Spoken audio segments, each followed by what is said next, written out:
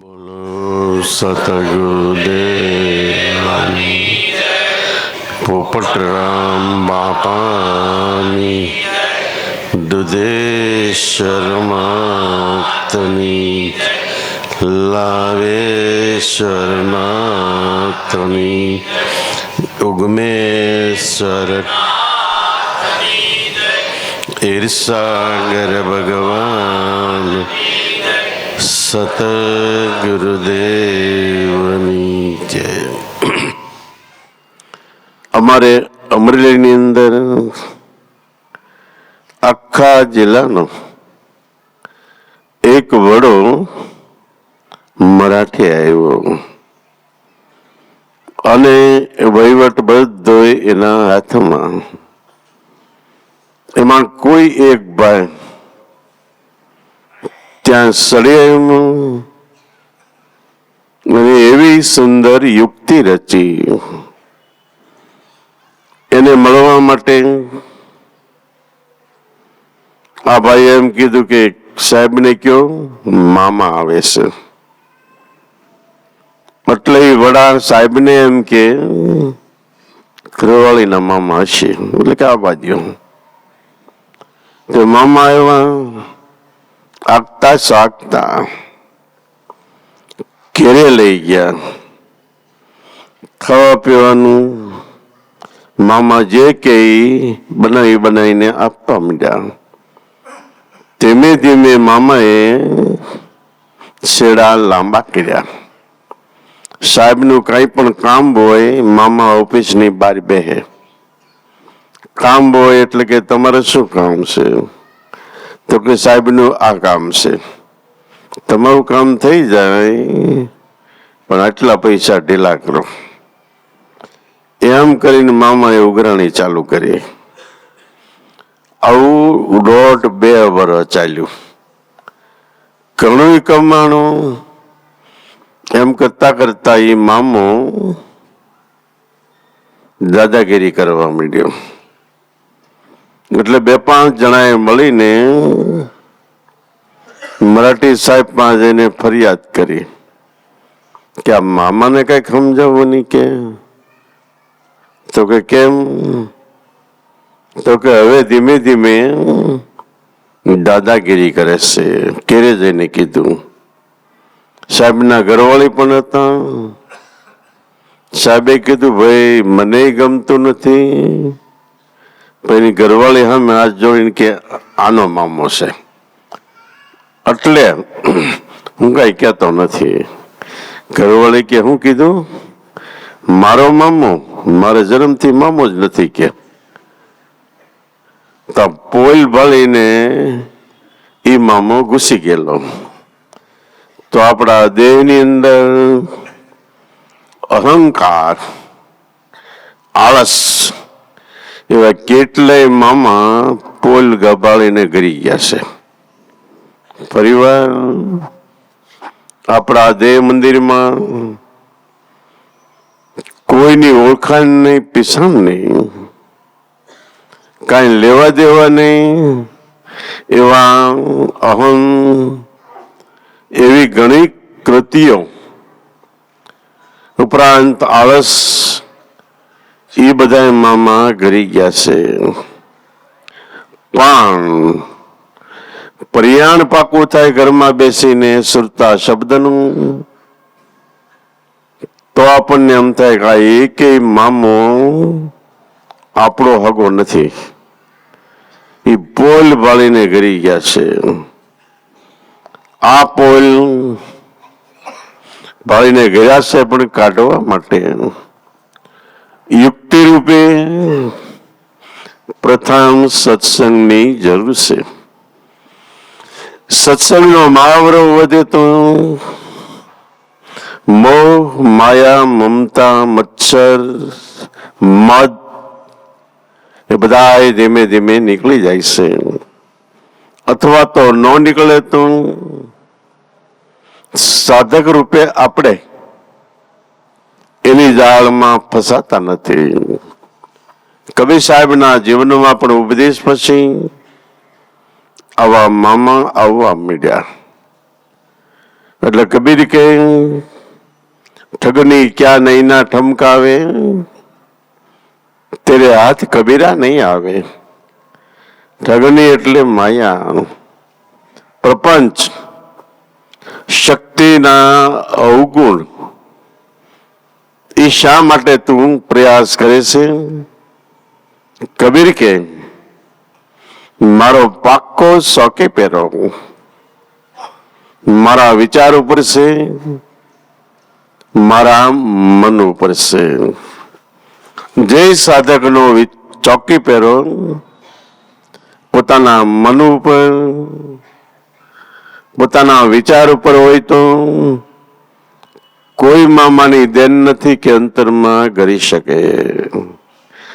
અને આપણી સ્વતંત્રતાને લૂંટી શકે. એટલા માટે મહાપુરુષો સત્સંગમાં આવ્યા પછી અને કદાચ ઊંચી ગતિ પ્રાપ્ત થાય તો પણ મનનો ભરોસો કરતા નથી.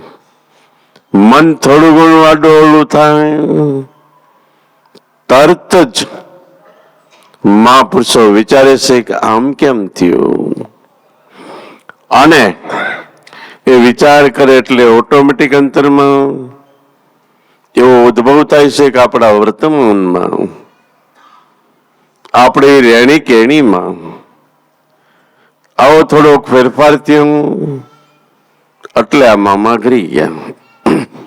તો સત્સંગમાં સામેલ થયા. એ સત્સંગ ફક્ત સાંભળી લેવા પૂરતો નથી.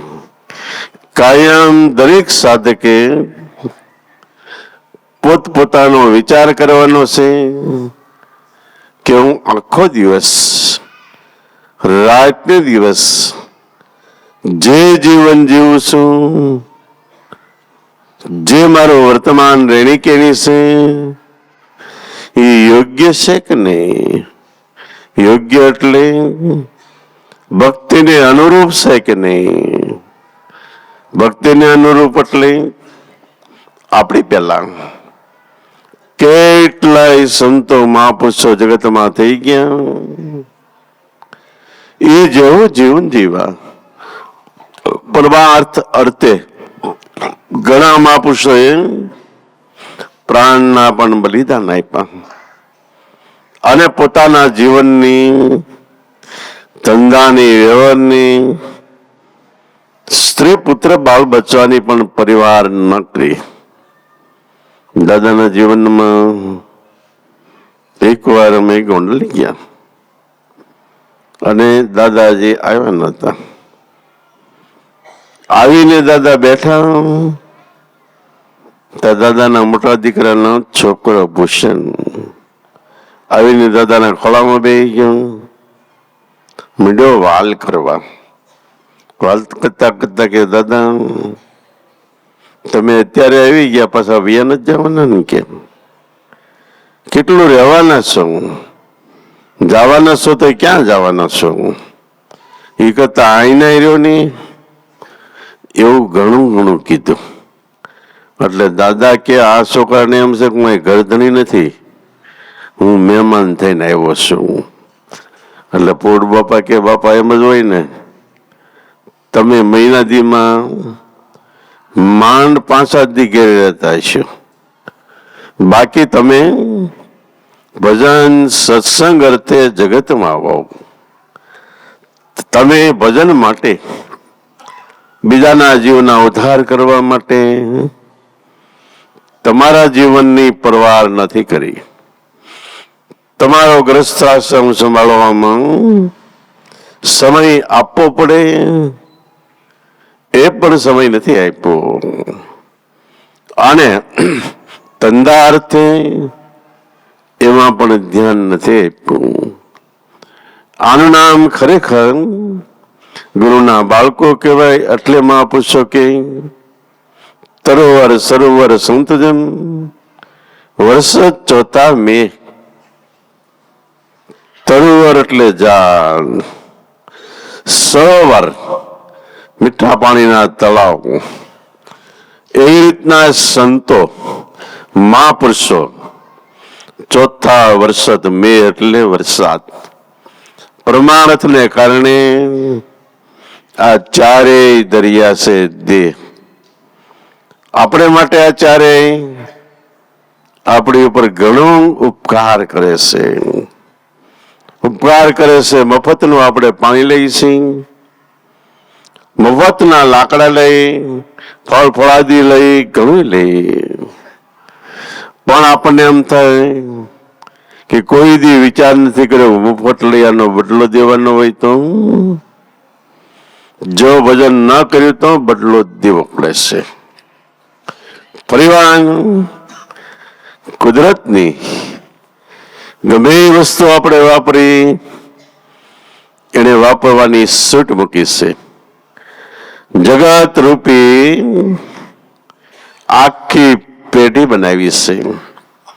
આમાં જમીનની અંદર અનેક પ્રકારના ખનિજ દ્રવ્યો ભરપૂર મૂક્યા છે. સમુદ્રના તળિયે અનેક રત્નો મૂક્યા છે. જમીનની ઉપર 18-12 વનસ્પતિમાં એક લાકડું પુષ્કળ મૂક્યું, એનો ઉપયોગ પણ માણસ સિવાય બીજું કોઈ નથી કરતું.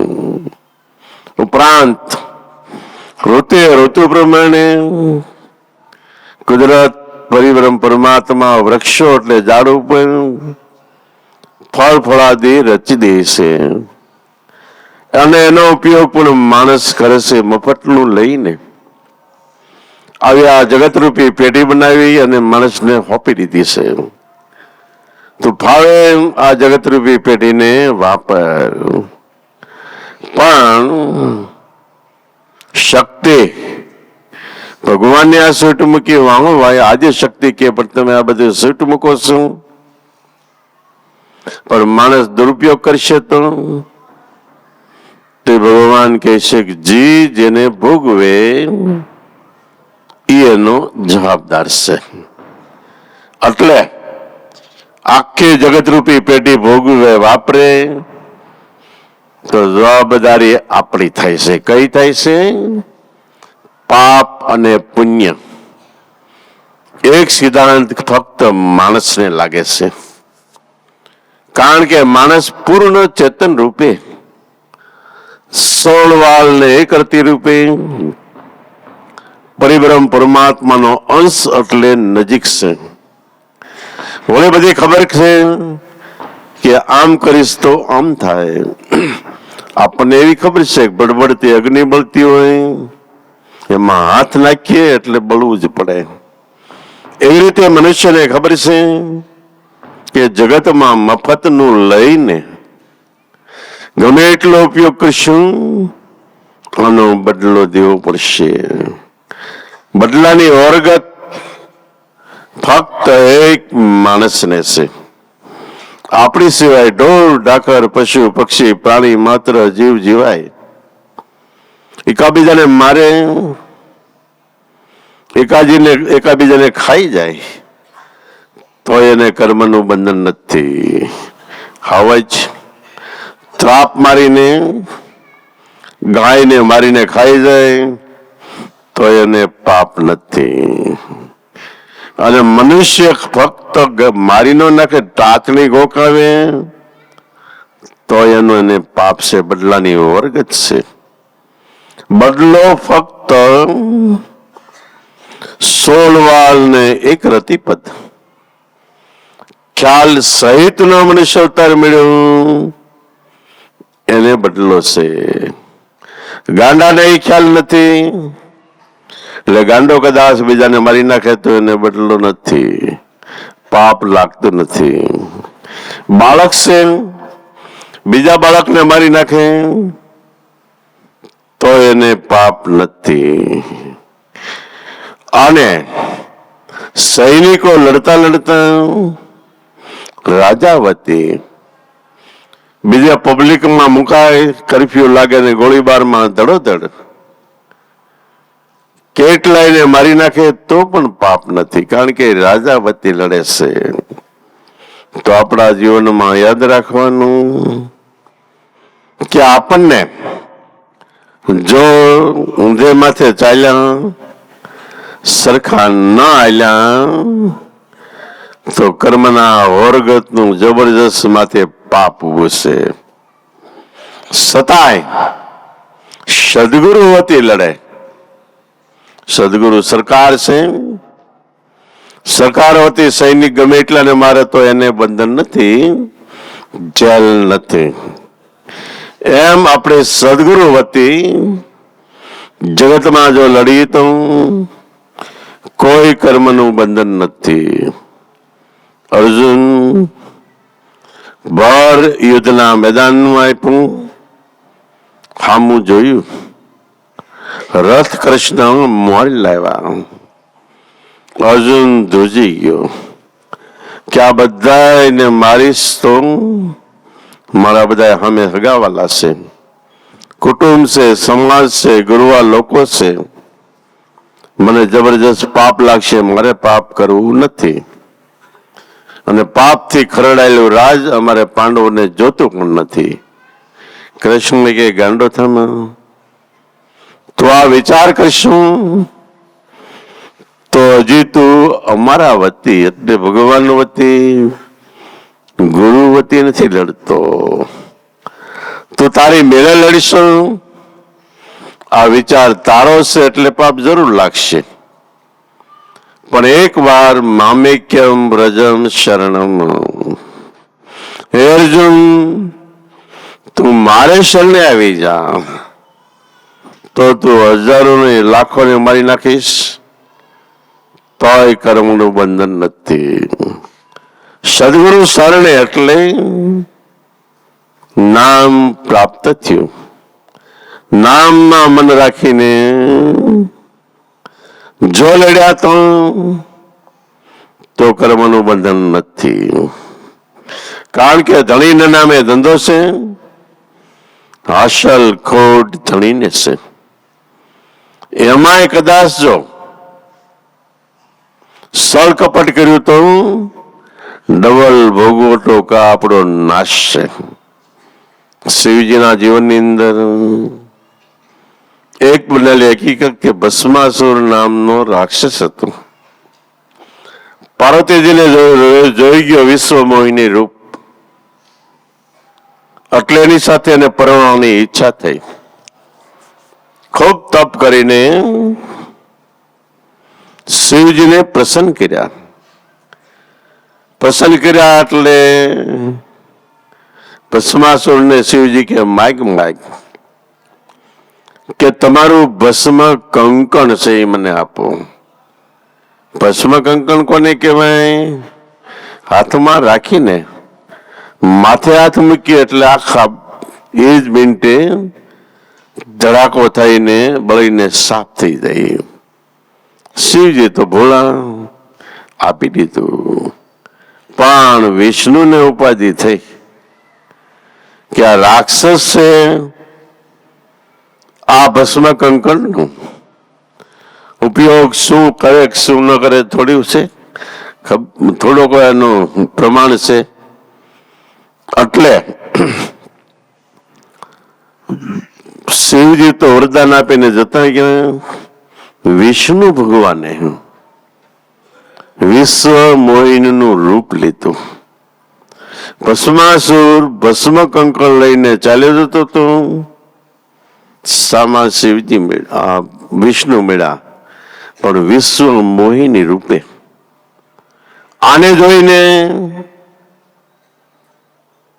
ભસ્માસુરને એમ થયું કે આ તો વિશ્વ મોહિની સામે મળે. એને પ્રસ્તાવ મૂક્યો. વિશ્વ મોહિની આગળ ભસ્માસુરે પ્રસ્તાવ મૂક્યો કે તું મારી સાથે લગ્ન કરીશ. વિશ્વ મોહિની રૂપે વિષ્ણુ કહે છે હું લગ્ન કરું, પણ એક ઠરાવ છે. તો કે બોલ. તો કે હું જેમ કરું, હું જેમ નાચું એમ તારે નાચવાનું. તે ભસ્માસુર કે ભલે. તો વિશ્વ મોહિની રૂપે શિવજી ધીમે ધીમે કરતા કરતા નાચ ગાન નૃત્ય કરવા માંડ્યા. જેમ નૃત્ય કરે એમ ભસ્માસુરને નૃત્ય કરવાનું હતું. શિવજી નૃત્ય કરતા કરતા નૃત્યની ઝડપ વધારી, એટલે માંડ્યા એકદમ હાથને આડાવડા કરીને નાચવા માંડ્યા. તે ઓલો ભસ્માસુર એમ કરવા માંડ્યો. એમ કરતા કરતા આ ઝડપ ફાસ્ટ થઈ એટલે વિષ્ણુએ પોતાનો હાથ પોતાના માથા ઉપર મૂક્યો, ડાબો હાથ. તો ઓલા ભસ્માસુરને કઈ ભાન ન રહ્યું કે આપણી પાસે હાથમાં ભસ્મ કંકણ માથે મૂકવું. એને મૂક્યો, ભટ દઈને બળીને ભડાકો થઈ ગયો. ક્યારે થયું કે શક્તિનો દુરુપયોગ કર્યો ત્યારે. એમ કુદરત પરિબ્રહ્મ પરમાત્માએ માનવ જીવનમાં આપણને જે જોઈ શક્તિ ભરપૂર મૂકી છે, પણ નાચગાન કરવામાં, જગતના રંગ રોગાનમાં કે ભક્તિ ધર્મથી વિરુદ્ધના સિદ્ધાંતમાં ક્યાંય પણ ચાલ્યા એટલે છેલ્લે આપણી પણ ભસ્માસુર જેવી સ્થિતિ, એટલે તતો ભ્રષ્ટ થઈ જાય. ભગવાને જેટલી શક્તિ મૂકી છે આપણી અંદર, આટલી શક્તિ કોઈનામાં નથી. અને બીજી રીતે ભગવાનમાં જે શક્તિ છે એ બધી શક્તિ માણસમાં મૂકી દીધી છે. પણ શા માટે મૂકી? કે ભક્તિ કરે એટલા માટે. તો જે વસ્તુ મળી છે આનો જગતમાં બીજો કોઈ ઉપયોગ કર્યા વગર, નામ છે એનું સ્મરણ તમે ખૂબ કરો, ધ્યાન ખૂબ કરો, પછી જે લાઈન પકડો એ લાઈનમાં આપણે આગળ થઈ જઈએ. રાજકારણ લાઈન પકડી તો એમાં આગળ વ્યા જાય. ધંધા ઉદ્યમની લાઈન પકડી તો એમાં આરપાર નીકળી જાય. પણ બાપા કહેતા કે નામનો ઉપયોગ ફક્ત એક ઠેકાણે તમારું મન સ્મરણ શક્તિમાં સ્થિર રહે, ન્યાજ કરવાનું. નકર જ્યાં મૂકશો એવું થઈ જાય કે જેમ શાંતિ નક્ષત્ર 12 મહિને એક વાર વર્ષે જાજરમાન નામની સીપ એટલે માછલી, એના મોઢામાં શાંતિના ટીપા પડે તો શાંતિ નક્ષત્રના પાણી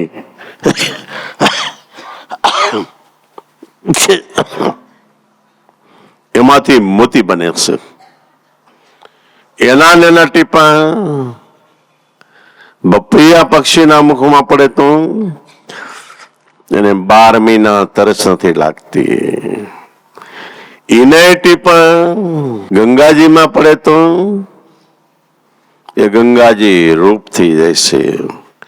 એના ટીપા દારૂના ટીપણામાં પડે તો દારૂ થાય છે. એના ટીપા એટલે શાંતિ નક્ષત્રનો વરસાદ સાપના મુખમાં પડે તો હળાળ ઝેર થાય છે. એ જ ટીપા ચંદનને થળીએ પડે તો સુગંધ પ્રગટાવે છે. એમ નામ વચનનો ઉપયોગ જે રીતે કરો એ રીતે કામ કરશે. આપણા ભજનોમાં ક્યાંક ક્યાંક આવે છે કે ચોતારી કટારી દડો હોય, ફરતી બાજુ હુયા ગોકાવેલા હોય, ક્યાંય એક જરા કે જગ્યા નહીં. એ ફરતી બાજુ ચોધારી કટારી કહેવાય. આમ ગમે એમ ગા કરો સોટી જાય, કારણ કે બધી હુયા છે. એમ નામ વચન ચોધારી કટારી છે. જ્યાં ગા કરશો, જેવી રીતે ગા કરશો એવું રિઝલ્ટ આપશે. પણ યાદ રાખજો કે એનો ઉપયોગ જો અવળે રસ્તે થયો તો એ ભોગવટામાં જાય છે. ભગવાને આ સિદ્ધાંત એક માણસ માટે મૂક્યો છે. એટલે નામ વચન સોધારી કટારી છે. જે વસ્તુ પાંડવો પાસે હતી એ જ વસ્તુ કૌરવો પાસે હતી. દુર્યોધનને કોઈએ કીધું કે ભક્તિ કરવી આમ છે તેમ છે, પાંડવો કેવી ભક્તિ કરી કે મને ખબર છે, અમને દ્રોણ ગુરુએ બધાને હરખો જ ઉપદેશ આપ્યો, એની પાસે ને અમારી પાસે છે કે એ કરે છે ને અમને નથી કરવું, જવા દો કે. બે મિત્ર શરત નાખ્યા. ગંગાજી એક મિત્ર કે તું ન જા, તો કે હું જાઉં. શરત નાખ્યા એટલે ગંગાજી ગયા ઠેઠ, ઓલોમાં હારે હારે ગયો. ગંગાજી પાસે ઉભો રહીને કે હવે હું આમાં પગ બોલું કે નાવ એટલી વાર પણ નથી નાવું કે કશું એવો. એમ આપણે જે કરવું છે એમાં આપણે જે દાખશો, આપણા મનના મતા પ્રમાણે આખશો તો મન ના પડશે કે નથી કરવો, અવળું હાલશે. અને કરવાનું જિંદગીમાં રહી જાય, નહીં કરવાનું કેટલું થઈ જાય. ઠેઠ ગંગાજી એટલે ગુરુશરણમાં પહોંચ્યા, પણ વર્તમાન રેણી કેણી ન થઈ તો નયા વગર પાછા આવ્યા. એવું થાય એટલે જે દેવની દેવી દેવતાઓ ઈચ્છા કરે છે, દેવો ઈચ્છા કરે છે એવો માનવ અવતાર મળ્યો છે, સામાન્ય નથી મળ્યો. જે અવતાર માટે રાત ને દિવસ દેવો પ્રાર્થના કરે છે. દેવોનો રાજા ઇન્દ્રને કહે છે કે દીન બંધુ, હે દયાળ, હે કૃપા સિંધુ, તો અમને એક વાર માનવ અવતાર આપ, કારણ કે સ્વર્ગમાં બેઠા બેઠા અમે જે કમાઈ કરી છે એ ખર્ચી છે, એ કમાઈ પૂરી થાય એટલે પગથિયા વગરનું પાછું પૃથ્વી લોક ઉપર પડવાનું છે. એ પડવાનો વારો ન આવે એટલા માટે અગાઉ મનુષ્ય અવતાર આપી દે અને મંડીએ અમે કમાઈ કરવા. નિત્યના જન્મ મુક્તિ નો માગે, માગે જન્મ જન્મ અવતારા, નિત્ય કીર્તન નિત્યોત્સવ નિરખવા નંદ દુલ્હારા. તો આદિ અનાદિથી જગતની અંદર દેવ અને દાનવ બે સાથે જ છે. ચોર ડાકો લૂંટારા જે કહેવાય એ જગતમાં પહેલેથી જ છે, અને ભક્તો સંતો પહેલેથી જ છે. પૃથ્વી ઉપર બે વસ્તુ ભગવાને મૂકી છે. આપણે એમ સતયુગ હારો નહીં, સતયુગમાં એ બધા હતા. હરિચંદ્રને ઠેઠ મારી નાખવાની પેરવી સુધી ખેંચી ગયો હોય તો એ સતયુગ હતો. પ્રહલાદ ને બધા હતા તે સતયુગ હતો. કેટલી કસોટી આવી. કર્ણાકુમાર પ્રહલાદ ને કહે, પ્રહલાદ કસોટી આવશે,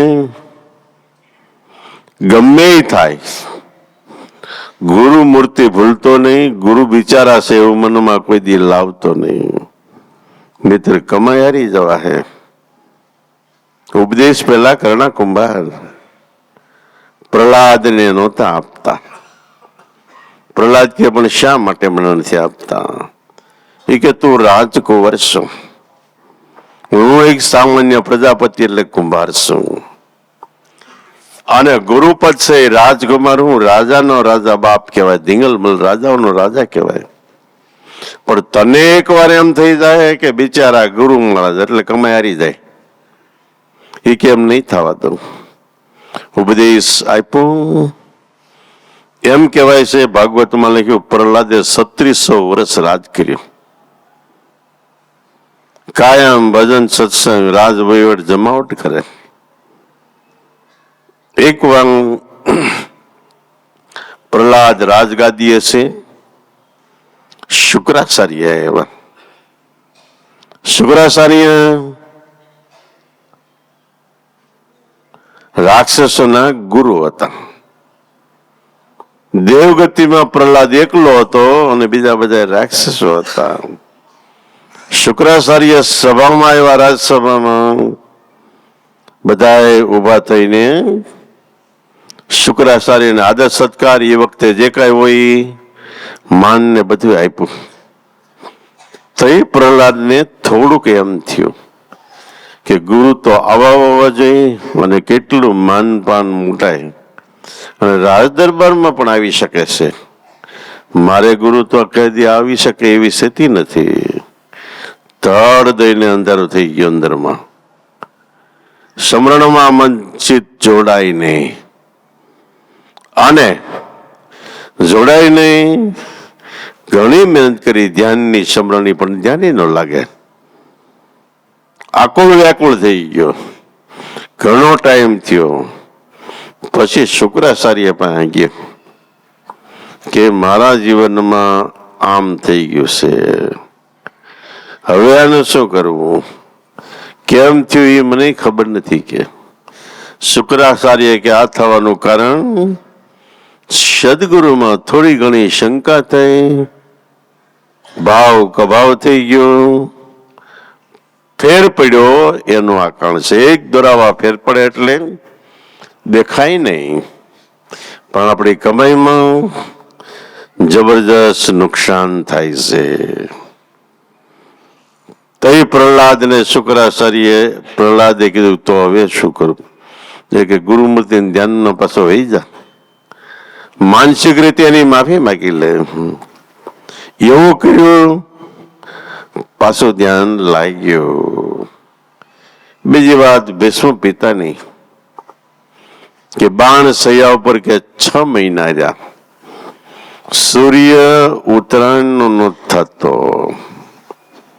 ઉત્તરાયણ એટલે બાર દ્રષ્ટિએ સૂર્ય ઉત્તર બાજુ ખસે ને ઉત્તરાયણ કહેવાય. શાસ્ત્રોમાં લખ્યું કે ઉત્તરાયણમાં મરણ થાય એનું મોક્ષ થાય, દક્ષિણાયણમાં થાય એની અધોગતિ. તો આ જગતમાં 6 મહિના દક્ષિણાયન ને 6 મહિના ઉત્તરાયણ હોય. જો 6 મહિના દક્ષિણાયનમાં મરણ થયા કેટલાય અડધો રથનો ઉદ્ધાર ન થાય. અને આવો પક્ષપાત ભગવાને મૂક્યો નહીં. આપણું મન ઉત્તરાયણ આપણા અંદરમાં ઉતરવું જોઈએ. ફરીવાર આપણું મન ગુરુ વચન અંતરમાં છે, અંતરમાં ઉતરવું જોઈએ. એનું નામ ઉત્તરાયણ છે. અને ન ઉતરે તો અધોગતિ દરેકની છે. મન જો બહાર રખડતું હોય, ભટકતું હોય તો અધોગતિ થાય છે. જે ઠેકાણે છેલ્લે મન રહી ગયું એવો અવતાર થાય છે.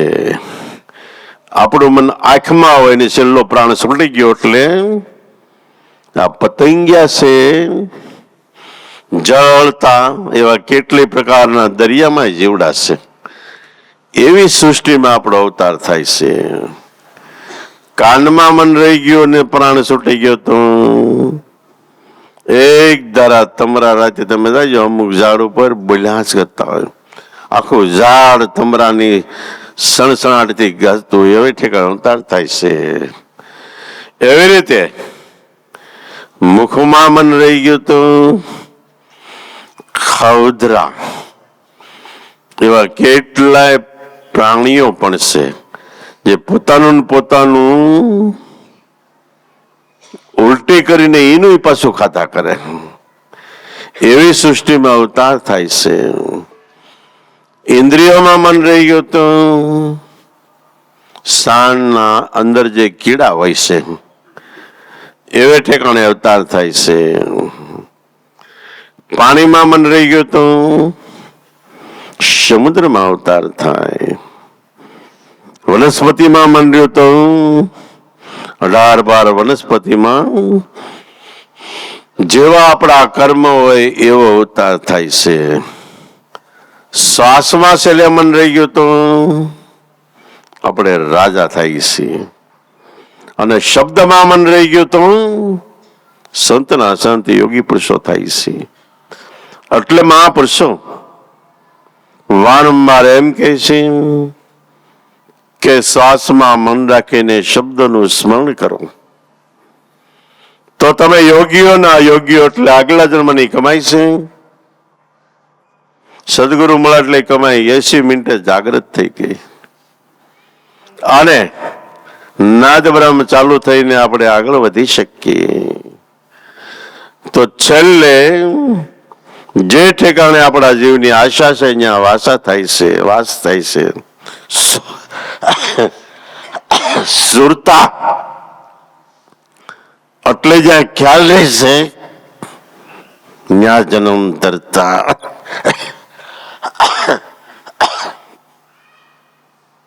ત્યાં આપણો જન્મ થાય છે. સર્વશ્રેષ્ઠ ગતિ, ઊંચામાં ઊંચી ગતિ ગુરુ વચન શબ્દ છે, એની તોલે કોઈ વસ્તુ આવી શકતી નથી.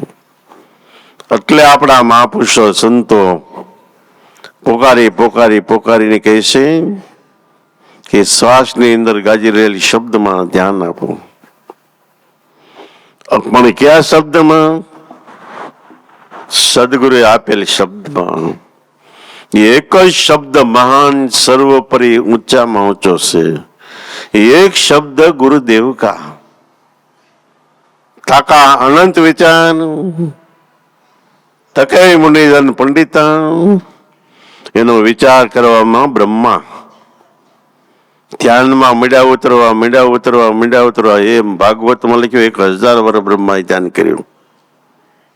ઊંડા કોવામાં હાલ્યા જાય તો તળિયું ન આવ્યું. તો શબ્દમાં અપરંપાર શક્તિ છે. એનું માપ તાપ કશું નહીં. તોલ કે અતોલના રવિરામ કે ગુરુ ભાનુ પ્રતાપે આ વસ્તુ પ્રગટ બોલ્યા. શબ્દનો વિચાર કરી તો પૃથ્વી છે પોળા, પૃથ્વીથી મોટો છે. કારણ કે પૃથ્વી જેવા કરોડો બ્રહ્માંડ બનાવનાર એનાથી મોટો હોય.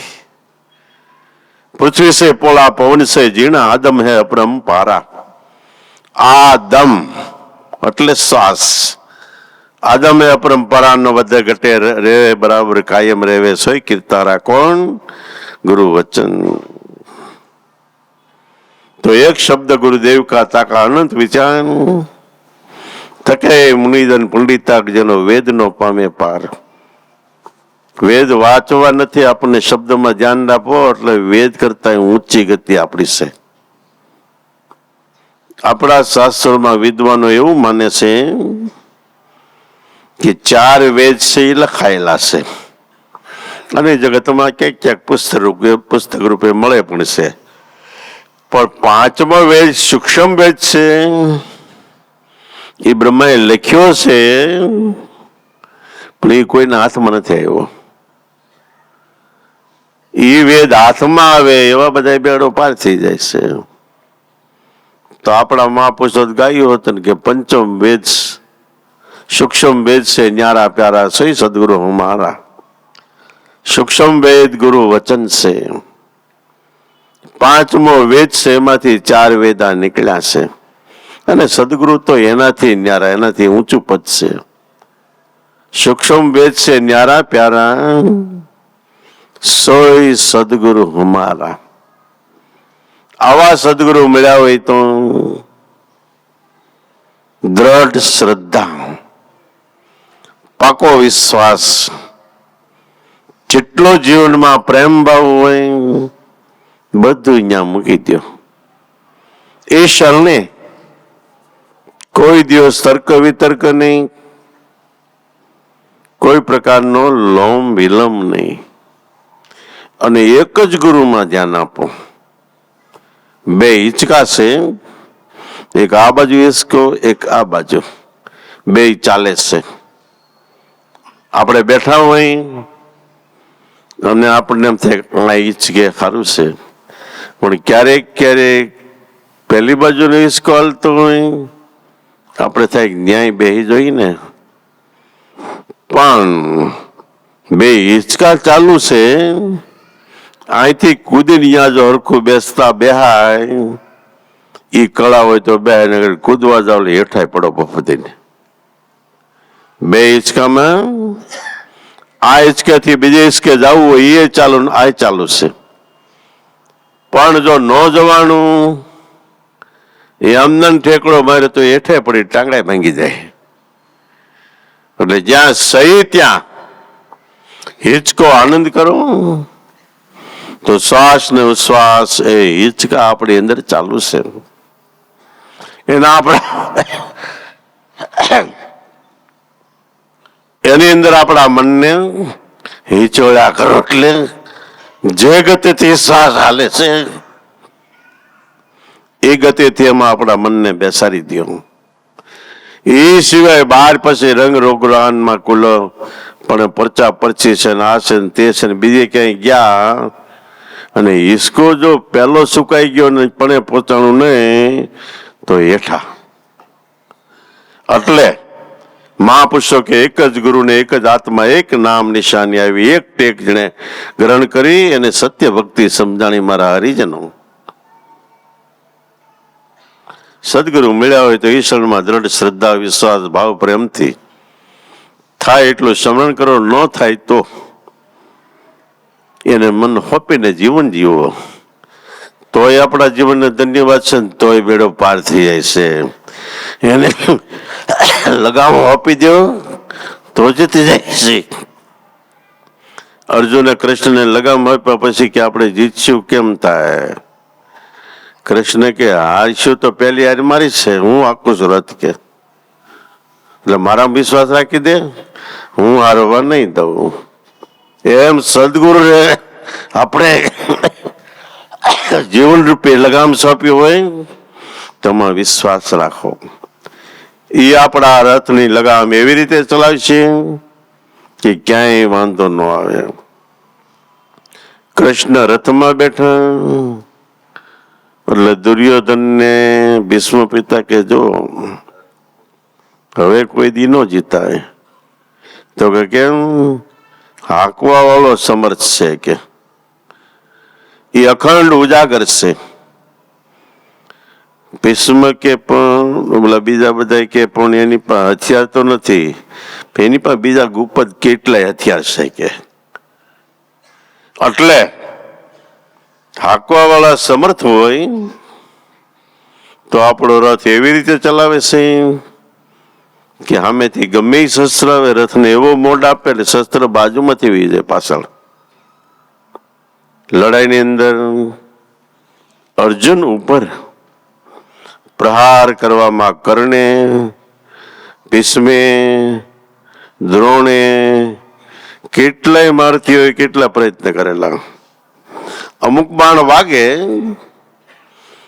જે બાણથી બહુ વાંધો ન આવે એવા બાણો વાગે અને બીજા એવા ભયંકર આવેથી કૃષ્ણ રથને મોડ અલગ આપી દે, પાછળ વી જાય, સાઈડમાં તરી જાય.